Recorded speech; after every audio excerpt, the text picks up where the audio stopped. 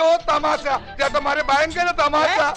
കുടുംബ ഐക്യത്തെക്കുറിച്ച് നവമാധ്യമങ്ങളിലൂടെ നല്ല ഡയലോഗ് അടിക്കുന്ന ദമ്പതികൾ ഒടുവിൽ തമ്മിൽ തോന്നി അതങ്ങനെ വരൂ, അതങ്ങനെ സംഭവിക്കൂ. ഈ ലോകത്തിന്റെ ഒരു പോക്കേ. എവിടെ ഇതൊരു നടക്ക് പോണ ലക്ഷണില്ല.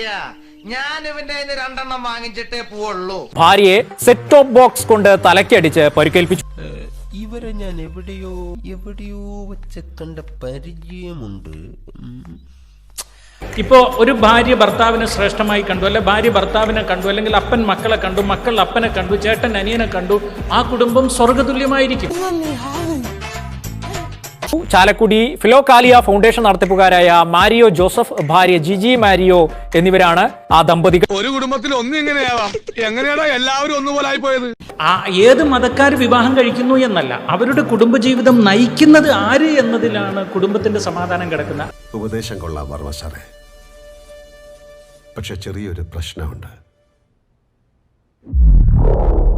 തന്റെ തന്തയല്ല എന്റെ തന്ത.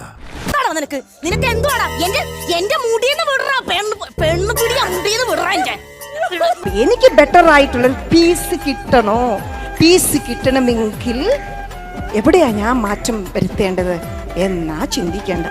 നിന്റെ ആദ്യത്തെ ഭാര്യയുടെ അടുത്തേക്ക് നീ പോവാനാണെന്ന് എന്റെ ഉദ്ദേശമെങ്കിൽ എന്റെ നെഞ്ചത്ത് ചവിട്ടിട്ടാണോ നീ പോവുള്ളൂ. അപ്പം ഭാര്യ ഭർത്താവിനോടുള്ള കാര്യം തുറന്നു പറയും. അതിങ്ങനെ മനസ്സിൽ വെച്ചിട്ട് പറയാൻ മടിച്ചിട്ട്, പ്രശ്നത്തെ ഫേസ് ചെയ്യാൻ മടിച്ചിട്ട് ഒളിച്ചോടുന്ന സ്വഭാവം. അത് ഉത്തരം പറ. അത് പറങ്ങട്. നീ ഇപ്പൊ ചോദിച്ചതേ ഒരു ആദ്യം ഊള ആൻസറാ. ഭാര്യനെ പെർഫെക്റ്റ് ആക്കാൻ നോക്കണ്ട. നോക്കി നന്നാവാനൊന്നും പോണില്ല.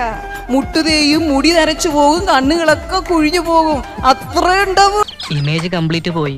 ഇനി ഇവിടെ കോട്ടും സൂട്ടും ഇട്ടിട്ടൊന്നും ഒരു കാര്യമില്ല. കൊള്ളാം, പടമേടിച്ച് പന്തളത്തെ വന്നപ്പോ പന്തളം തകപ്പന്റെ ഗാനം. ജിജിയുടെ പരാതിയിൽ ചാലക്കുടി പോലീസ് കേസെടുത്തു. 70,000 രൂപയുടെ മൊബൈൽ ഫോൺ ഭർത്താവ് മാരിയോ ജോസഫ് നശിപ്പിച്ചുവെന്നും പരാതിയിൽ പറയും. അല്ലെങ്കിലും കുടുംബത്തിൽ വഴക്കില്ലാതിരിക്കണമെങ്കിൽ കുടുംബത്തെ ദൈവികമായി തന്നെ കാണാൻ പഠിക്കും.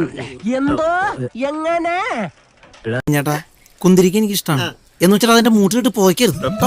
ഉത്തരവാദിത്വം കുറവുള്ള, വീട്ടിലെ കാര്യങ്ങൾ നോക്കാത്ത ഈ വൈകി വരുന്ന ഭർത്താവിന് ചേച്ചിക്ക് താങ്ങാൻ പറ്റുള്ളൂ. ഇനി ഇത് ആവർത്തിക്കരുത്. ആരും കണ്ടിട്ടില്ല. ദയവേദി ഇക്കാര്യം പുറത്ത് ആരോടും പറയരുത്. എനിക്കത് ക്ഷീണ.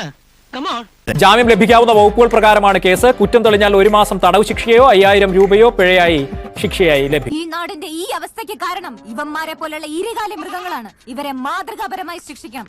മിനിമം തൂക്കുമരം. അവസാനം നോക്കുമ്പോ സമയത്തിൽ